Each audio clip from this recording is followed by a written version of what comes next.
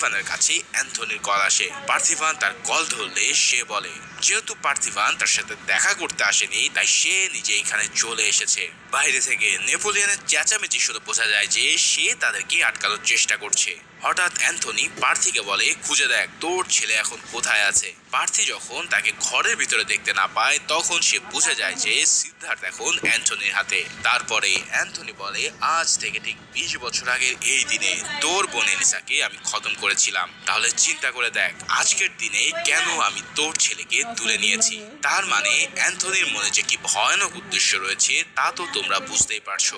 এই কথা বলার পর তার সাথে যোগ দেয় নেপোলিয়ান, কারণ সে কথা দিয়েছিল যে পার্থির পরিবারকে নিজের জীবন দিয়ে হলেও রক্ষা করবে। পার্থিবান এবার নেপোলিয়ানের বন্দুক নিজের হাতে নিয়ে বাইক চালানো অবস্থাতেই গাড়িগুলোর দিকে গুলি করতে থাকে। এভাবে গুলি করতে করতে সে বেশ কয়েকটা গাড়িকে উড়িয়ে দেয়। এছাড়া বন্দুক দিয়ে বাড়ি মেরে সে আরো একটা গাড়িকে শেষ করে ফেলে। হঠাৎ রানিং অবস্থাতে তার বাইকে কন্ট্রোল হারাতে থাকলে সে নেপোলিয়ানকে বাইক সামলাতে বলে লাফ দিয়ে চলন্ত এক গাড়ির ভিতরে ঢুকে পড়ে। ভাইরে ভাই, এই চেজিং সিনটা যে কি লেভেলের ইন্টেন্স ছিল সেটা যারা মুভি দেখেছো শুধু তারাই বলতে পারবে। ওদিকে নেপোলিয়ান বাইক সামলাতে গিয়ে গুরুতর আহত হয় আর পার্থিভান তার গাড়ি দিয়ে আরো কয়েকটা গাড়িকে শেষ করে ফেলে। কিন্তু শেষমেশ অ্যান্থনির দুটো গাড়ি তার সামনে এসে দাঁড়ালে সে ধাক্কা খেয়ে গাড়ির কাঁচ ভেঙে বেরিয়ে আসে।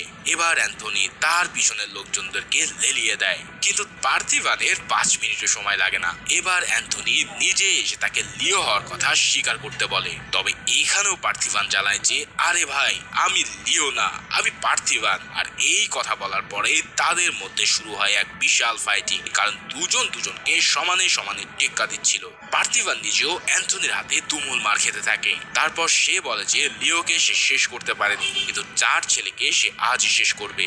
এই কথা শোনা মাত্রই পার্থিভান যেন খ্যাপা ষাঁড়ের মতো হয়ে যায়। অ্যান্থনির মাথা চাকার রিমের সাথে বারবার ঠুকে দিয়ে তাকে ক্ষতবিক্ষত করতে থাকে, কিন্তু তবুও শেষ পর্যন্ত সিদ্ধার্থ কোথায় আছে সেটা অ্যান্থনি তাকে জানায় না। তবে মরার আগেও অ্যান্থনি তার কাছে শেষবারের মতো অনুরোধ করতে থাকে যে সে যে লিও সেটা যেন সে স্বীকার করে নেয়। তবে ফাইনালি পার্থিভান তার সেই স্বীকারোক্তি না করে তাকে খতম করে ফেলে।